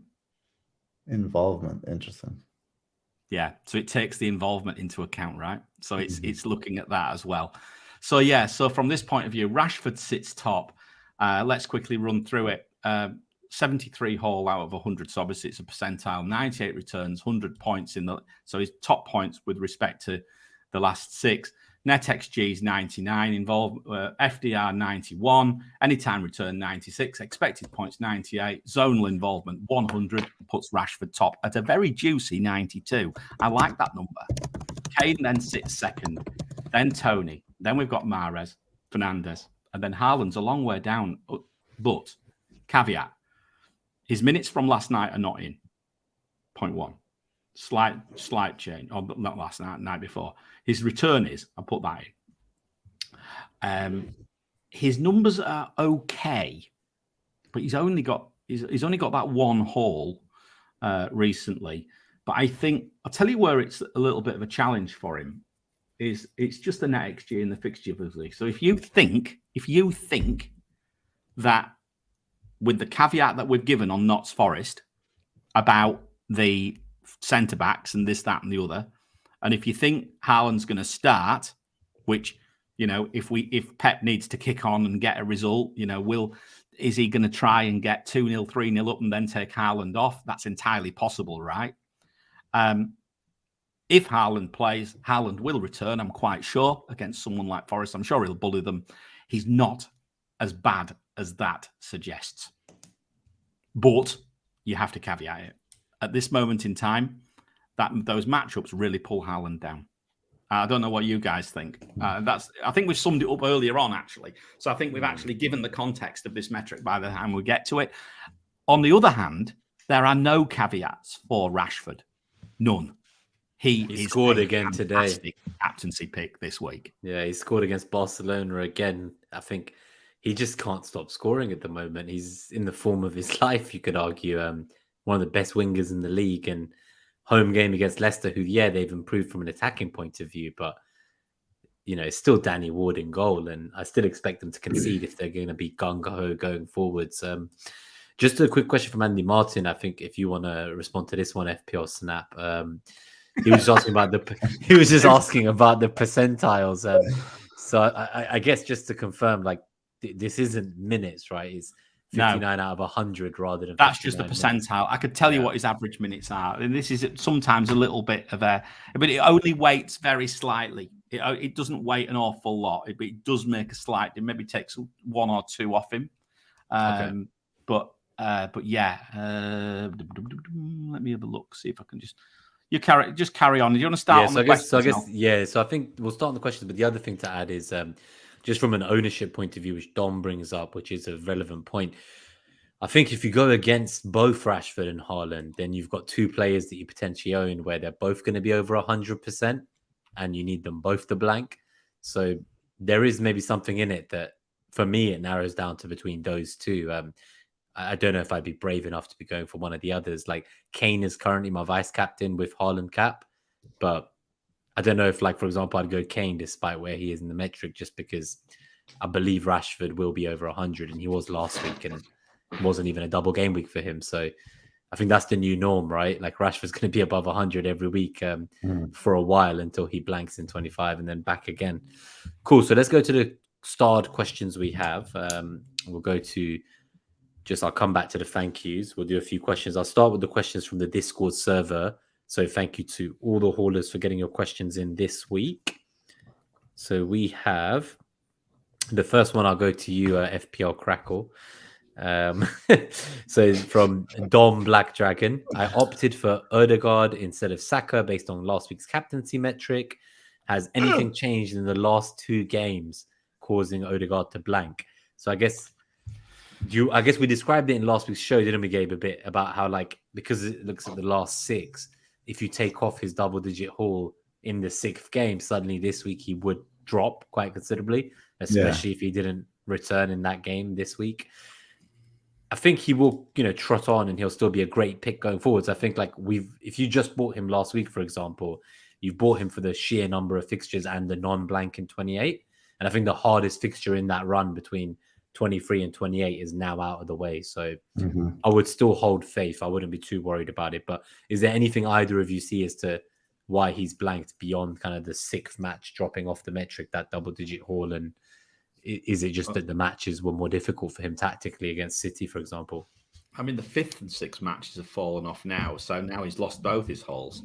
Okay. So that you look at it in context. Since we did the last metric, both his hauls have vanished. And it's a good point that Gabe brought up last week. As I say, I commented to you separately that, this is where you've got to give the context to these things. Gabe, I'm not sure about whether there's anything tactically which you need to worry, which you need to contemplate, other than the fact it was the Manchester City game. And they did play quite a, they did quite a job on Arsenal, if you ask me. I think tactically, Odegaard is in all the same spots. He's exactly where you want him to be. He's in all the same spots that he was in when he was hauling. So I think the difference is decision making. I think there's been some poor decision making from other players on the team, and I think Xhaka is one of them. I think Xhaka sometimes only looks wide. He only looks kind of to the outside. He doesn't like turn it in and look to the inside channel. Certainly not to the right half space. So I think that there's been poor decision making. Hold faith with Odegaard, in my opinion. I think he'll come back around. Yeah. And then just Claire FPL on the Discord. So it's double whammy pain for her this week. She actually captained Odegaard as well after the metric. So obviously, it's just double pain. I know Mariner's going to have to buy you a pint if he's back in London and you come to one of these FPL meets, which... Yeah, no problem. FPL Hunt in the Discord. Should I buy a McAllister or March? I'm going to free hit in 25. Does Lallana even come back into the team after his injury? I think that might be one for you, Gabe, because you mentioned McAllister earlier. McAllister. And I like him a lot, especially if he nails down that spot. But FPL Teacher, he said in the chat that it could be game dependent, and it could be Pascal Gross in there, for example. But if it's between those two, March or McAllister, I would buy McAllister. Is on what basis, Gabe? Because I mean, if you look at the algorithm which I look at, and I'm just looking at it right now, obviously McAllister his minutes have been down, his form's pretty low. Baseline bonus points when he's on very low as well. That's the thing. His minutes they've been down since the World Cup. He's only recently gotten back in the side. When he first came back in the side, he came in as a central midfielder, and now in the most recent game, he played as at the 10. At the attacking mid spot, and that's the difference. But we don't know if he's nailed that spot down We don't know if Pascal Gross will play there sometimes. So assuming he has that spot, as long as he's going to play like the way they played recently, then that would be the indicator. You won't see it in the data. It doesn't show in the data. Just March over McAllister. Just to let but so if you compare like the numbers from the most recent match, which shows McAllister at the 10, compared to March, compared to like since restart, I think you'll see McAllister's data. He got 1.41 XG at that spot last match. Yep. So okay, that's the play. I mean, it's just a context. I think again, it's about trying to find the context right behind these. Yeah, trying to explain things. I think it's all about Lallana though, right? So with Lallana out, he can take that position in the kind of 10 role, and it's where he looked fantastic in the World Cup as well for Argentina. So you would think that this is a really tasty position for him to be in. And if you're going to free hit 25, you can get the fixture this week out of him. I think I would be going for the Brighton mid now if you're committed to 25 free hit. Let's go to the questions from the YouTube live chat now. We've done the Discord questions. So K7 asks, and thanks for tuning in. It's the first time K7 is watching live today, so I think they've only caught the VODs before. But so love you guys. Is Shaw to James an optimal move? I'm guessing you two would both say no and spit out your drink. I don't think it's. I wouldn't call it optimal. I mean, look, if you are in a situation where you're going to navigate 25 without playing a chip, then it's a consideration for absolutely sure. There we go.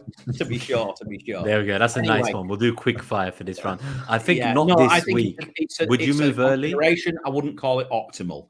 But would you move early? You might be missing out on some points this week. I'd move early. You'd move this week rather than next week. Just try to get the Southampton fixture. Better chance of clean sheet, so a higher floor. My worry is just he's played 290 minutes in a row now. After that, obviously 60 minutes to get him warmed up. It does concern me a bit. That's fair. Like, I'm trying not to think about it. He's in my lineup at the moment, but in the chat I asked, and I'd love to know if people think he's going to start. I think Andy reckons he starts. I do like that move going forwards, though. Yeah, no, especially with they don't blanket 28 either. Or someone's come to say hello. Gabe's feeling a bit woof. Yeah, a little bit. It's shaking. It just came to shake my hand. What? Anyway, we've got a dog on the show. Right. Oh, God. Keep going. All right, so Benjamin's question, Tarkovsky in a week early or hold the transfer? I think it depends who your back three is this week. I wouldn't be rushing to bring him in for this matchup. I think he's a perfectly fine option with the double and not blank. If you believe, I think there was a Wolves fan in who said he thought Bueno would start. Don't worry. If you believe Teacher, who said he's only going to get 45 minutes, worry. Well, it depends who he's selling him for as well. Correct. Again, I mean, if it's Shaw, I don't know if I'd do it this week just with Shaw's ownership as well. Right. So Andy Martin, this is maybe more of a tactical one, just whether we think that Brentford will play a 3-5-2 versus Palace, or will Wissa get a start in that 4-3-3 formation? 4-3-3 against Palace. Cool. Would you bench Odegaard over the likes of Mahrez? Rotation could hit both. I don't think Odegaard will be rested. Mahrez could be. It is exactly as Mariner just said. For anyone in the podcast, he just did a coin flip animation. So basically, I think I wouldn't want to be benching either. So I assume you have a strong front eight. If you're playing a back four, I'd bench a defender for both of these. But let us know. I'm going to have to play both. It could be a painful week. I think there's been a little bit of a discussion about that in the chat. This is a week where we could see some rotation really hurting us. And I don't feel I'm hoping to God Bueno gets some involvement, because otherwise my bench is thin. It is. So let's go to Andy. Said he's happy to come on the show soon, so that would be exciting. FPL planner for 25, as long as you got the captaincy right, 7 to 8 other quality players would be enough. So I think, again, for people who maybe are going to take a hit for the sake of it, especially to get like defenders from poor teams that might not have good fixtures, and this relates to 27 as well, right? Are you going to bring in like a defender just for a double who then blanks the next week, for example? I think he is right. I think the captaincy will be key, and it will probably be split between 3 players, most likely between the likes of Salah and Saka, the primary double game week options, I reckon. But Haaland plays Bournemouth that week, so he could still very much be in the shout, even with a single game. FPL Jones bloke asks, Mitrovic and Aki are my main dilemmas, keep or sell. Any thought? I think Mitrovic is a keep for me, but I know, Gabe, you were looking at going to Felix on that, so I'd love to hear your Mitrovic thoughts. is a soon to sell for me. I think you might as well sell Mitrovic. He has a knock. The fixtures aren't good. His production is way down. He's a pretty easy sell. Well, the reason to keep him is that he has a fixture in 25, right? So that's another reason that there are like several signs kind of pointing at that free hit in 25. I'm selling now, but if not, then sell after 25, I guess. And of course, What about in 25, what you're going to do? You're going to be pitching Mitrovic against Bueno. Are they playing? Are they playing Wolves? Yeah. Are they playing Wolves? I thought they were. Maybe I'm wrong. I think for one of their games. But what about Aki though? Because obviously, like the question is, like it feels like none of that City back line are guaranteed to play. We just have no idea anymore. You probably need him for 25. Everyone thought Akanji would be more nailed on, but Diaz has come in for him. Aki does seem to get that left back spot when they are playing teams like Arsenal, for example, and they want someone to protect Saka.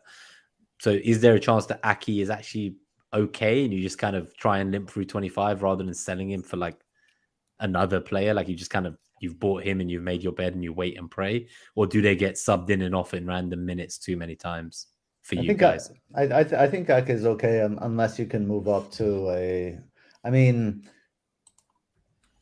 to Matip for the double, maybe in 25. I know you're a big Matip fan after some of the points he's got you before. He's helped me out. So Solomon asks, would you bring in a Wolves defender in light of the double in 25? And obviously they play Bournemouth this week. So would you move early? I know some people have gone for the likes of Kilman already. I wish I had Kilman instead of Bueno. I think I would probably do that depending on who you're selling. So just going through, obviously there's Definitely just a few things. Kilman. Definitely. Yeah, so a few things about Rashford. Obviously, like they've played Barcelona tonight. Man United could be a bit leggy. It's Casemiro's last game of his ban, so he won't be playing either. So that's just one to think about from a captaincy metric point of view. You know, we're worried about Haaland being subbed early, but we're not talking about United playing a game every 3 days for 2 months between January and February with lots of players out. That's just worth thinking about. They don't want injuries, and it is primed. We are absolutely primed for a bloody rotation weekend, if you ask me. Absolutely, it's starting to get there, yeah, for all the teams. So Benjamin just asks, so in the captaincy metric, the minutes from tonight won't have been accounted for. Absolutely not. The game was still on when I logged on. Oh no, it wasn't. It finished earlier, but it was the middle of my night. But no. So from KK. You got to start one of these defenders, guys. Quick fire. Aki, White, or Bueno?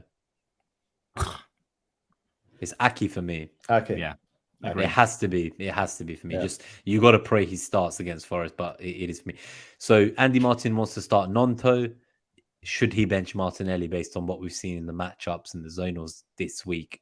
Do we think there's something in it? I think Martinelli could be benched for Trossard this weekend, just to put it out there. But so I think one or two things can happen.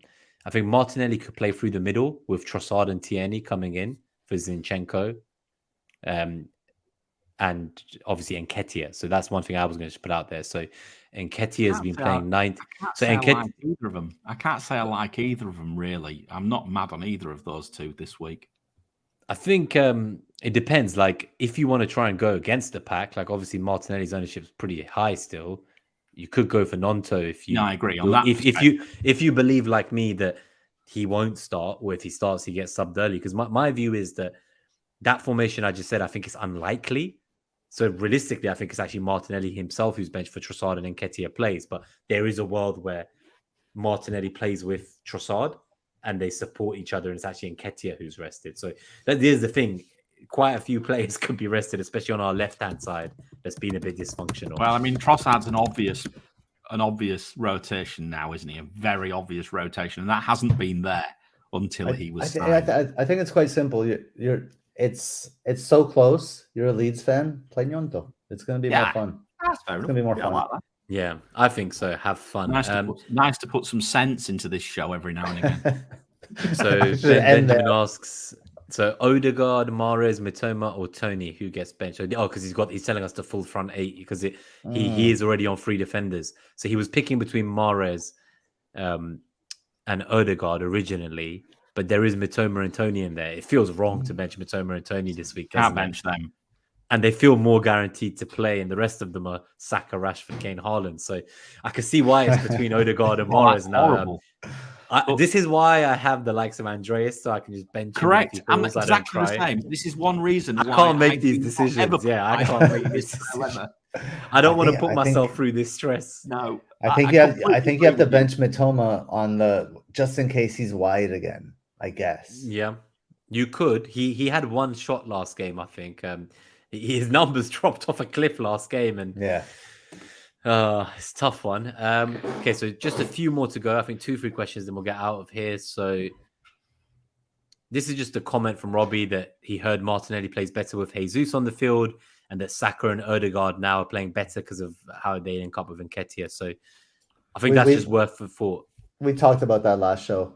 So check that out from last episode, Robbie. It's basically Nketiah pushes the back line into the box, and that creates space for Saka and Odegaard, while Jesus he combines better with Martinelli. And takes space when that opens space for Martinelli. So that's the difference.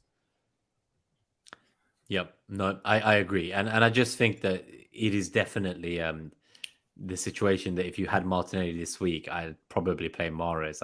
You just got to pray. You got to roll the dice, right? He got subbed early. Like, he's rested. He's been subbed early a few times recently. He's started so many games. I don't think they have another option. He was pissed. I have to say, I watched the start of the second half, albeit on my phone, very quietly in the bedroom. I couldn't be asked to get out of bed to watch it. But that said, I thought he's going to get subbed here. He's not playing very well. I literally thought, and then sure enough, off he went. And I watched. I think the game state changed. I just think that Pep he wasn't really out in the game. But Mahrez is very much in. He tops the halls. So I mean, he very much is a dynamite or. Like he's overtaken Haaland in the captaincy metric this week. So I think that alone is worthy of him starting. I think so. I'd play him. I'd play Mahrez in the hope to God he plays. So question from Elvron. It is FPL related, but not Game Week 24 related. Is if you listen to any other FPL pods, which ones are your favorites? So we'll start with you, FPL Snap, and then we'll go to Crackle. And then we'll go to Crackle, and then we'll go to I need to listen to something with some sense because we don't have any. So who got the assist? For sure, with Tom and the gang. I find that the most calming of all podcasts, which is what exactly I need. FPL Wire, because I love the guys. I've got so much time for them, and they talk a lot of sense. And if it's chip strategy, it's 1,000% Planet FPL. Nice. What about you, Crackle? Yeah, so I crackle on with FML FPL. And I think those guys are. I don't always agree with their takes, but I always respect their takes, mostly because they're handed out with bitterness, and I appreciate that. Okay. Alon's okay, and Alon's like he has the best intro and the best outro. Yeah, like the outro is like it's brilliant. Alon is legit. But my number one, and it's not even close, it's FPL Teacher's like game reviews. He reviews every single match, every single one. It's like from a shots perspective. So I don't think I've missed one of those all season. I listen to those absolutely religiously before any other ones. And then the FML FPL is like fun takes and I like their style. And then the Planet FPL, I just find that James has such a easily accessible yet holistic approach. He talks about so many different things, especially like chip strategy and stuff like that, ownership. He like kind of covers it all. He'll cover the fan perspective as well. Those are kind of my main three. And of course, we all listen to Net That Haul. especially when we're not on it, because When we're not on it. Yeah, when we're not on it. I had a look, and Gabriel's been the quiet soldier holding the ship. So since the World Cup, I think me and Mariner have both missed like 6 out of like 12 or something, and he's been there for all 12 of them. Carry on for me. He's been there for all I'm of never on them. the bloody ground right now. I'm in Europe again in 10 days' time. Yeah, basically, you guys are like you're like KDB and Mahrez, and I'm fucking Ederson. I thought you were Pep. Maybe I'm Pep. You just need a cigar. Anyway. So I guess just to quickly wrap up that question, and then we'll go to the last two. So I started out with FML FPL and always cheating way back when, like, so they were like my first two mainstays. I missed always cheating. Sorry, that's another one. Yeah, so those two I was always. I don't have enough time. I don't have enough time. Exactly, yeah. That's my problem. But then I've got a bit of a problem because I've had to go from 1.5 times speed now to 1.8 times speed on my pods. I've tested 2 times speed, and for some hosts it works, but for others it's a bit difficult to digest the information at that pace. You that cannot work get, with me. With you my cannot voice, get so. FPL wire above 1.2. All right, can't. So I listen to 1.8. So I guess all the ones you guys have listed are ones that I definitely love. So I won't list them again. But the fact that I listen at that speed should tell you how many I listen to. So I do also like to listen to. There's a few other ones like above average. I think I do enjoy seeing the ones that come earlier in the week. Stuff out there. I mean, the trouble is, I mean, look, the way I think we've gone on for this for ages, but I think it's a nice way to summarize this. Go for a balance of what you want. If it's entertainment, go for FML FPL 1000%. If you want to have a good laugh, and then listen to us, because if you want a laugh, perfect, right? If you want context and stuff like that, we're a bit of all sorts, especially when I'm on. Probably it's a bit calmer when I'm not on. But with respect to if you want sense and sensibility, pardon the pun in the film, I think you're 100% at always cheating and who got the assist and people like that. It's very much dependent on what you like and how are you feeling even. Anyway, keep going. Yeah, so I guess just one last one actually I do want to shout out is Pras and Sonaldo, because I think Burning Questions is one that I've started to really enjoy. I just really like Pras. I think, to me personally, I think he's the smartest man in FPL. Nice guy as well. Yeah, he's just like, we've obviously met him at some of the meetups and fest, and he's just such a nice, down-to-earth, humble father figure. Like, he's just a good man.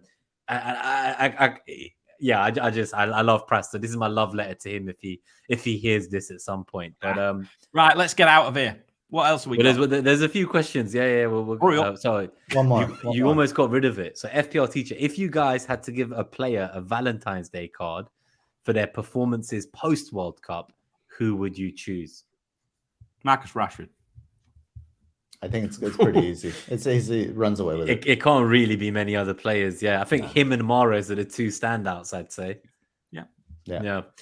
All right. So just before we go, I do want to quickly thank all the haulers as well. We have our super haulers, Harbour Boy, Daddy Bot, Greenback Golf, Tahar and Robbie. We have our Patreons, Elron and Lucy and Gan. We have our haulers, William, Tursks, Catherine, Dom, Claire, FPL DG Boy, Akshay, C Hunt, Lindsay, Davindra Raj, Fancy Football Casuals, Lama, Tom Gorushk, Blonde, S. Scott as M, FPL Teacher, Oscar Arias, Stoney FPL Mike Halpin, Kevin Rose, FPL Safa, Podner, FPL Craig, and Dread FPL. So if you want to join the haulers community, get in the Discord and just show your support, do consider subscribing on YouTube or Patreon in the links below. But honestly, love you guys. We wouldn't be here without your support. You keep us motivated every week, and you make it all feel really worthwhile. Getting into almost like the end of the 3rd season now. So we've been going strong and hoping for some big things over the summer. So we'll let you know as we start to look to do some changes for next year. I'm already thinking of next year because my rank is so bad. And on that note, it's been a pleasure, chaps. We've managed to get out under 2 hours, which is rare. And I will see you all next week. I think we're going to go on Tuesday, potentially. So we have a few more days of shelf life before the Game Week 25 double. So see you all soon, and peace out to all the haulers. Thank you. Take care, guys.